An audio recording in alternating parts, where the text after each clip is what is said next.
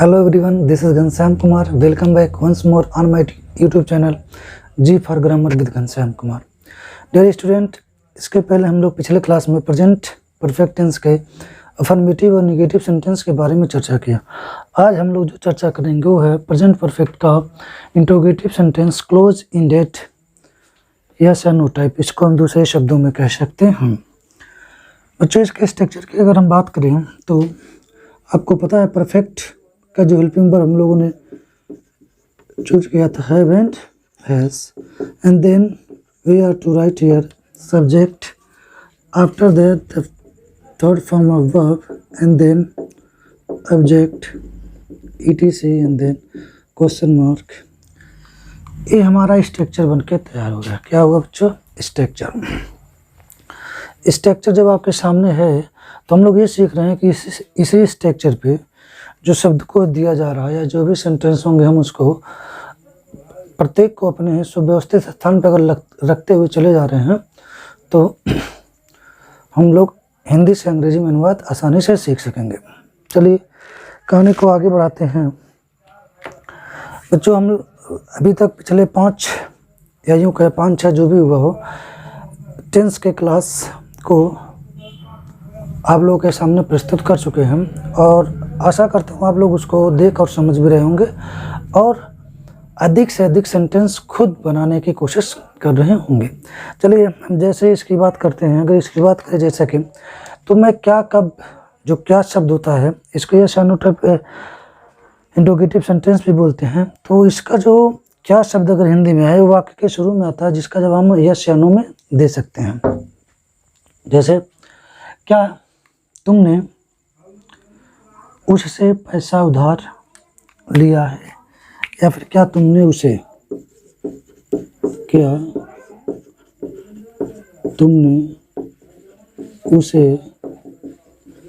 पैसा उधार दिया। कागज कलम लीजिए, नोट्स सामने हो, लिखते चलिए। जब मैं समझाने की कोशिश करूं तो आप समझने की कोशिश करें। ठीक है बच्चों, चलिए हम देखते हैं। बच्चों यहाँ हमने लिखा हुआ है क्या लिखा हुआ है क्या, तो कहीं ना कहीं हमको यहाँ क्या की स्पेलिंग्स व्हाट जैसे शब्दों को नहीं लिखना है। क्यों? क्योंकि क्लोज इंडेड है। क्लोज इंडेड या आंसर यस या नो टाइप इंट्रोगेटिव सेंटेंस होने के कारण हम इस क्या के स्थान पे इसके हेल्पिंग वर्ब इस सब्जेक्ट के अनुसार इन दोनों में से किसी एक को लिखेंगे। समझ में आ रहा बच्चों क्या कह रहा हूँ?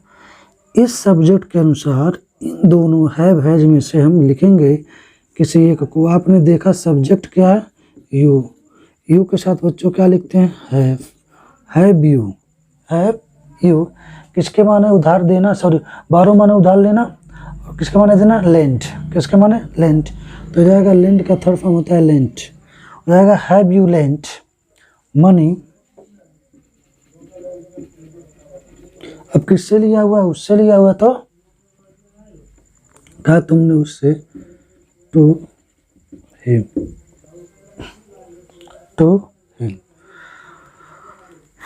समझ में बच्चों? Have you lent money to him, क्या तुम। और लास्ट में अगर हम क्वेश्चन मार्क नहीं लगा रहे हैं तो ये वाक्य गलत माना जाएगा। तो आपको कभी नहीं बोलना है लिखते समय हम लोगों को इंट्रोगेटिव सेंटेंस में क्वेश्चन मार्क को इंक्लूड करना होगा। और हाँ, बोलते समय नहीं कि मैं बोलूँ have you lent money to him question mark, ये आपको बोलने की ज़रूरत नहीं है। चलिए दूसरा उदाहरण लेते हैं।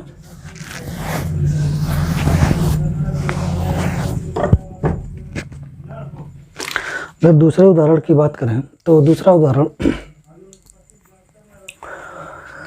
कल हमने कहा था वह मेरे प्रस्ताव से सहमत नहीं हुआ। तो चलिए अब उसकी बात कर लेते हैं। आज प्रस्ताव के बारे में आगे कुछ पूछ ही लेते हैं। अगर मैं कहूँ, अगर दूँ अगला, जैसे आप लोग खुद करेंगे, क्या वह मेरे प्रस्ताव से, क्या वह मेरे प्रस्ताव से, क्या वह मेरे प्रस्ताव से असहमत, या फिर हम कह सकते हैं सहमत। असहमत असहमत दोनों एक। असहमत हो गया है, क्या वह मेरे प्रस्ताव से असहमत हो गया है। बच्चों ये आप लोगों को करना है, तो क्या कुछ समझ में आ रहा है? चलिए अगर इसकी बात करें तो क्या लिखा हुआ है, क्या अब ये क्या है, सब्जेक्ट हमारा, सब्जेक्ट हमने लिख दिया ही, क्या लिखा ही, वी के साथ ऊपर देखिए बच्चों क्या लिखा हुआ है, हैज। ही के साथ हम लिखेंगे हैज, तो सर्वप्रथम लिखेंगे हैज, क्या लिखेंगे, हैज। समझ में आ रहा है बच्चों मैं क्या कह रहा हूँ, हैज। इसके साथ हैज ही, एग्री माने होता है सहमत, disagreed to my proposal, to my proposal. बहुत ही आसान है बच्चों अंग्रेजी सीखना, बशर्ते आप थोड़ा सा साथ दें।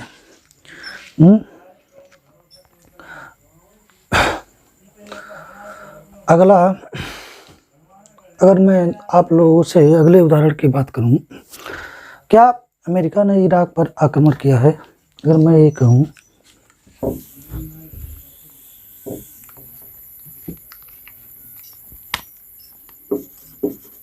क्या अमेरिका ने इराक पर आक्रमण किया है? क्या अमेरिका ने इराक पर आक्रमण किया है? अगर इसकी बात करें बच्चों तो यहाँ अमेरिका थर्ड पर्सन, तो हम लिखेंगे सर्वप्रथम हैज, अमेरिका, हैज अमेरिका। क्या करना, अटैक यानी आक्रमण करना, तो हैज अमेरिका अटैक्ड टू, किस पे किया है, इराक पर या फिर ऑन इराक। बच्चों कहीं कहीं पे टू या ऑन रहता है, अगर देखा जाए तो हम ऑन ही लिखे तो बेहतर है। Has America attacked on Iran, यदि किया है तो आप बोलेंगे यस, नहीं किया है तो हम बोलेंगे नो। चलिए ऐसे बहुत से, अगर हम अपने दिनचर्या की बातें करें,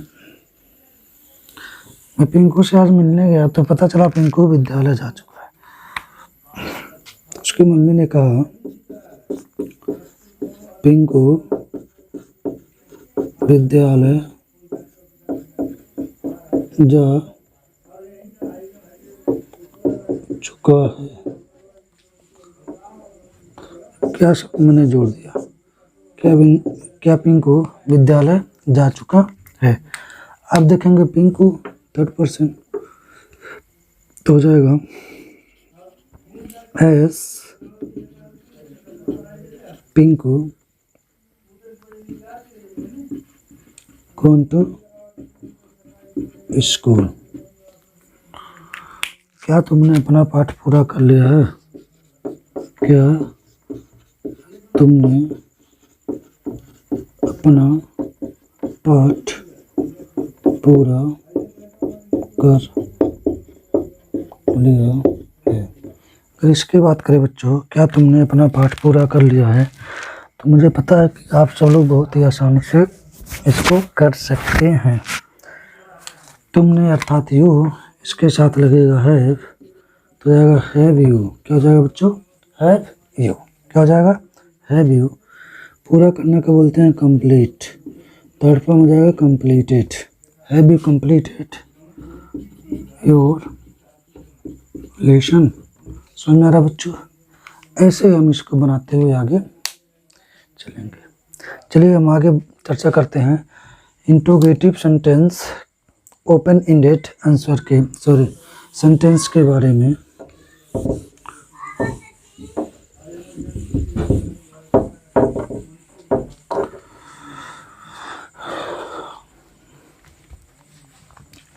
अच्छा यहाँ पे ध्यान दीजिए आप लोग, कुछ करना नहीं है, सिर्फ और सिर्फ WH यानी क्वेश्चन वर्ड या यू कैन, यहाँ पे हमको क्वेश्चन वर्ड को इंक्लूड कर देना है स्ट्रक्चर में, और यहाँ से जो क्लोज इंडेड है हम उसको वहाँ लिख देना है ओपन इंडेड, और हमको यस या नो टाइप रिमूव कर देना। इसी को इंट्रोगेटिव सेंटेंस टाइप बी भी बोला जाता है। अब क्या है कि जितने भी रूल्स अफर्मेटिव सेंटेंस के रहे हैं, हैव हैज को हम पहले कर दे रहे थे तो क्लोज एंडेड बन जाता था। अब इसी हैव हैज को हम हैव हैज से पहले हम क्वेश्चन वर्ड लगा देते हैं, तो ये क्या हो जाएगा बच्चों, क्लोज से ओपन एंडेड इंट्रोगेटिव सेंटेंस हो जाएगा। अगर हम इसकी बात करें, तुमने उसकी समस्या क्यों हल की है, या फिर तुमने उसकी समस्या क्यों हल किया है। मैं कहूँ तुमने उसकी समस्या क्यों हल किया है। सुन आ रहा बच्चों, तुमने उसकी समस्या क्यों हल किया है, बहुत ही आसान है।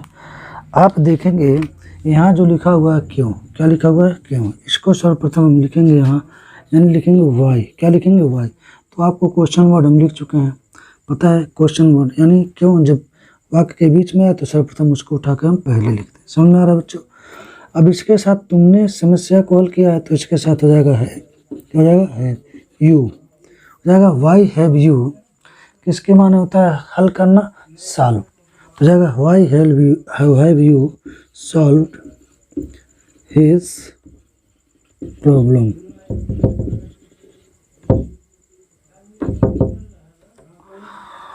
Why have you solved his problem. समझ में बच्चों। चलिए फिर और कोई बातें करें। अब दूसरे सेंटेंस की अगर बात करें, अगर मैं कहूँ जैसे कोई रूल्स अगर मैं बता दूँ और रूल्स बेसिकली सही ना हो तो बच्चे कहेंगे कि सर ये ऐसे नहीं वैसे, तो कहीं ना कहीं बताना या सजग करना भी एक विरोध करना होता है। तो मैं बोल सकता हूँ मैंने तुम्हारा विरोध कब किया,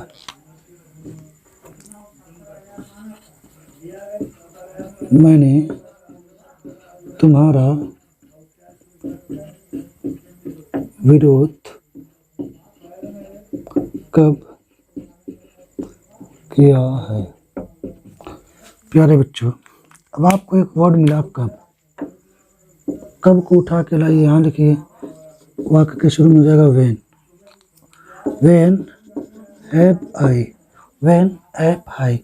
आप देखिए आई के साथ क्या लगता है, आई के साथ क्या लगता है, यू वी और दे के साथ भी लिखता है। बाकी जितने भी हमारे नाउन्स हैं, अगर वो सिंगुलर नाउन है तो उनके साथ हैज़, या फिर किसी का नाम है हैज़, ही से इट है तो उसके साथ हैज़। समझ में आया बच्चों।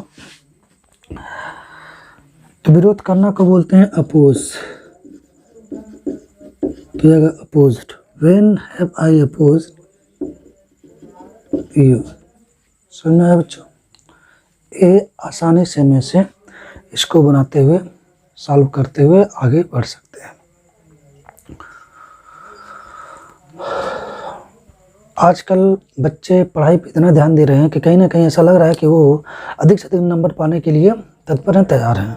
ठीक, तो वो कठिन परिश्रम कर रहे हैं, कठिन मेहनत कर रहे हैं, तो कहीं ना कहीं उनका परिणाम अगर अच्छा हो रहा है तो हम उस पर ये भी कर सकते हैं। बहुत से बच्चे ऐसे भी हैं जो कोचिंग वगैरह को अफोर्ड नहीं कर पाते हैं, तो काफ़ी आश्चर्यजनक नंबर परीक्षा में ला करके गांव जिले या यूँ कहें अपने विद्यालय के साथ साथ अपने माता पिता का नाम रोशन करते हैं।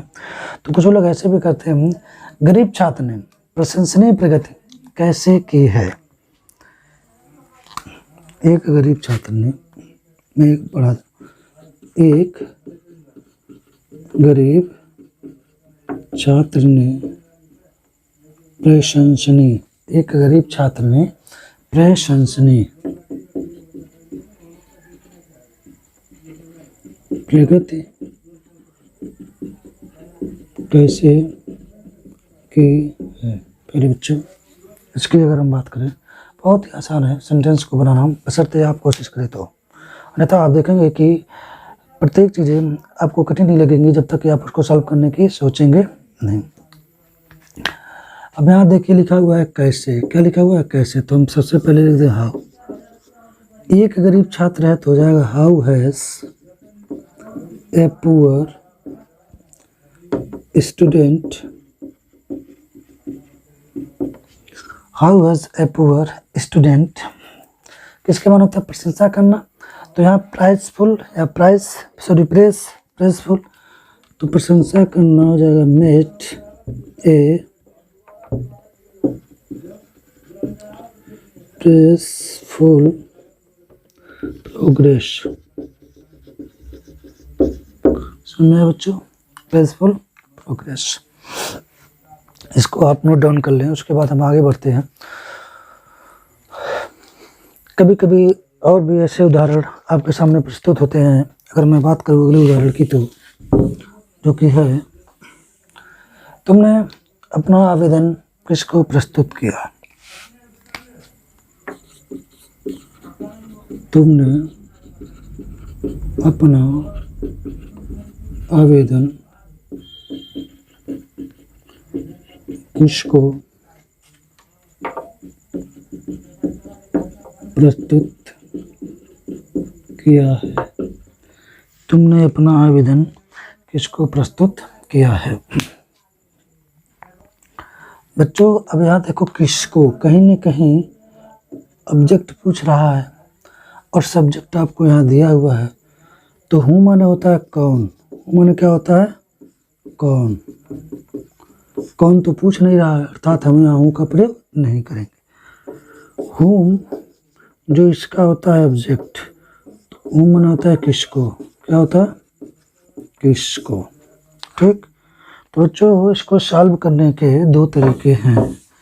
अगर मैं टू हूँ पहले लिख दूँ, जैसे यहाँ लिखते समय टू हूँ, या तो मैं ऐसे लिखूँ, या फिर अगर देखा जाए इस टू को हम वाक्य के लास्ट में लिखें। तो चलिए हम पहले आपको ऐसे लिख के बताते हैं, हूँ।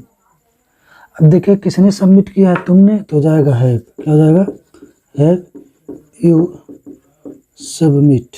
सबमिट का मतलब होता है प्रस्तुत करना या फिर देना, समझ में, सबमिटेड, whom to सबमिटेड। बच्चों एक चीज़, जब यहाँ हाँ, अगर हम यहाँ टू का प्रयोग नहीं करेंगे तो वाक्य के लास्ट में करेंगे, अन्यथा हम पहले यहाँ अगर लिख देंगे तो वाक्य के लास्ट में हम टू का प्रयोग नहीं करेंगे। इतना समझ में आया। चलिए, whom have you submitted your application to, समझ में आ गया।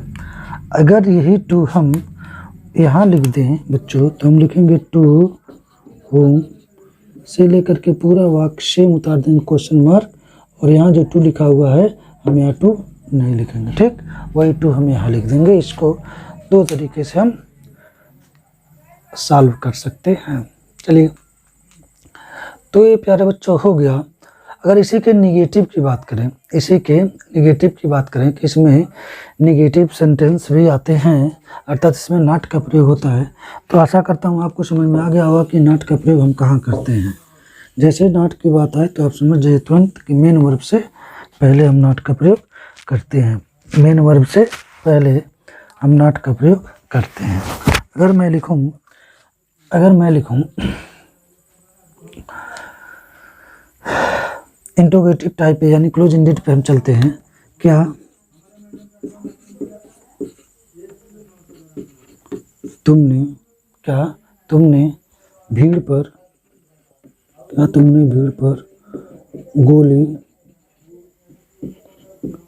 नहीं चलाई है। आजकल आप देख रहे हैं कि रंग भेद अमेरिका में हिंसा हो रहा है, तो भीड़ इकट्ठा हो रहा है, तो लोग कहीं ना कहीं आवाजाही में लाठीचार्ज हो रहा है, गोली बारूद सब चल रहा है, तो ऐसे भी हो सकता है। तो अगर इसकी हम बात करें तो यहाँ लिखा हुआ है तुमने, तो हम यहाँ लिखेंगे हैव। क्या लिखेंगे, हैव यू नॉट।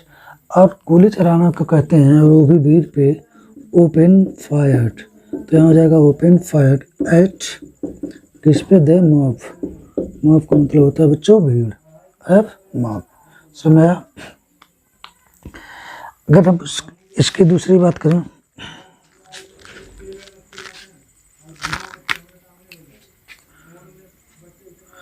मैं कहूँ तुमने दूध क्यों नहीं पिया है। अगर इसकी बात करें, तुमने दूध क्यों नहीं पिया है, तो आप देखिए यहाँ नहीं है, यहाँ क्यों है, पहले लिखेंगे वाई। क्या लिखेंगे? Why have you not taken milk. बच्चों बहुत से लोग यहाँ टेकन के स्थान पे थर्ड फॉर्म ड्रिंक लिखते हैं, तो हो जाएगा ड्रंक। तो गलत नहीं होगा, टेकन भी आजकल लिखा जाता है। ठीक, तो चलिए ये हमारा हो गया प्रेजेंट परफेक्ट टेंस। आज हम लोगों ने प्रेजेंट परफेक्ट टेंस को पूरी तरह से क्या किया? समाप्त किया। अगला जो हम लोग चर्चा करेंगे वो रहेगा प्रेजेंट परफेक्ट कंटिन्यूअस टेंस, जो कि बहुत ही इम्पोर्टेंट है। क्यों? क्योंकि जैसे हम पूरे प्रेजेंट के दायरा को कंप्लीट करेंगे, अगला जो टेंस आएगा जैसे पास्ट और फ्यूचर, तो उसको समझना बेहद ही आसान होगा। इसलिए हम लोग सर्वप्रथम प्रेजेंट परफेक्ट कंटिन्यूअस टेंस को पूरा करने के बाद ही आगे बढ़ेंगे। चलिए, आप सभी लोग मुझसे जुड़े रहने के लिए आप लोगों को कोटि कोटि प्रणाम, धन्यवाद। Best of luck, have a nice day. मिलते हैं अपने अगले क्लास में, जो कि होगा प्रेजेंट परफेक्ट कंटिन्यूअस टेंस। तब तक देखते रहिए G for grammar with Ghanshyam Kumar. Have a nice day, bye bye.